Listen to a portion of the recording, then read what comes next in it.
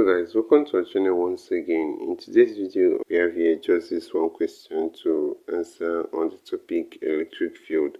So guys, this video will be about electric lines of force. So ensure to stay till the end of this video.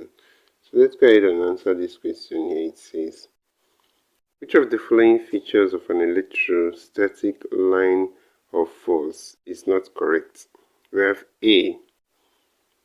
The tangent drawn at any point on a curved line of force shows the direction of the electric field intensity at that point. B. It is sometimes curved. C. It is an imaginary line which a positive charge would describe if it is free to move. D. It can cross another line of force in a region of intense electric field. So guys, the answer to this question is option D here. That's because actually electric lines of force cannot cross each other.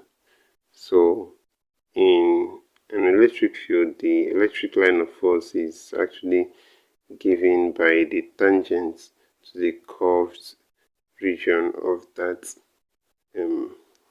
line of force.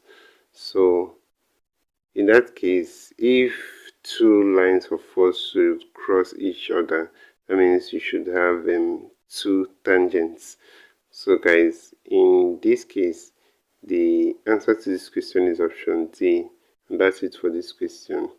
So this is where we'll end this video for today, guys. If you enjoyed this lesson, please give it a thumbs up.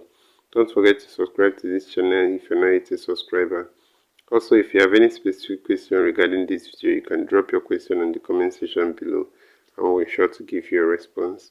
So finally guys, we want to encourage you to join our YouTube channel community. You can join this channel community by hitting the join button below and we'll see you right there. Thank you once again for watching this video and see you on the next one.